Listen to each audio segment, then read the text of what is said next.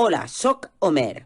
Fa molts anys, a un lloc que s'anomenava Troia, hi va haver una guerra en la qual van lluitar els grecs amb Agamenon al cap contra els troians.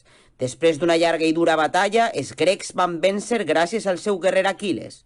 En acabar la guerra, tothom va intentar tornar a la seva casa, i entre ells es trobava Ulisses. Ulisses era el rei d'Ítaca i rendia tribut a Agamenon. La seva esposa Penèlope i el seu fill Telèmac l'esperaven, però per tornar a veure'ls havia d'atravessar els mars amb molts perills. I va haver d'enfrontar-se a molts animals estranys. Voleu conèixer-ho? Després de deixar arrere Troia, Ulisses i els seus soldats van agafar el seu vaixell per poder tornar a Ítaca a veure les seues famílies. Als pocs dies es van quedar sense què viures, pel que van parar a la primera illa que van veure. Semblava deserta, però la realitat era molt diferent. El que no sabien era el que allí dins s'anaven a trobar. A poc es van anar arrimant a l'illa. La boira envaïa els voltants, però al fons van veure que hi havia una cova rodejada de palmeres. Allí trobarien menjar de segur.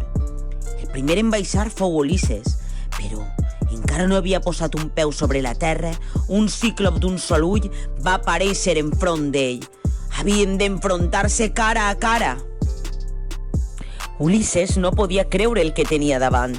Ràpidament va empunyar la seva llança per fer front al monstre, que bramava enfront d'ell. Els soldats, paralitzats per la por, no podien ajudar-lo. En un moviment ràpid, va alçar la llança i li la va clavar. Havia vençut al cíclop Polifem i ara era moment de tornar al vaixell. Dies després, la tempesta els va dur a l'illa de Circe, on la deessa els esperava. Els va donar de la seva pòcima i tots els soldats, a excepció d'Ulisses, van beure. De seguida es van convertir en porquets. Ulisses, espasa en mà, es va enfrontar a la deessa per a que desfera l'encanteri. Ella, amb molta por en el cos, així ho va fer. Després de dir unes paraules, els porquets es van tornar a convertir en persones. Ulisses i els seus soldats, per no tornar a passar per llocs com aquest, van decidir consultar al vell Tisíries. Tisíries els va dir que per anar a Ítaca havien de passar per la illa de les sirenes, però havien d'anar a espai perquè si escoltaven el seu cant es quedaven per a sempre a la seva illa. Ulisses, molt fort, va dir que el lligaren a la vela major per poder superar la prova, mentre ordenava als seus subordinats que es taparen els oïts. Així, van passar per davant i van poder eixir a la mar, on els esperaven els monstres Cabdiris i Escil·la. Caribdis i Escil·la van eixir al seu pas de seguida. Caribdis provocava remolins per engolir-se-ho tot, mentre que Escil·la se menjava els humans.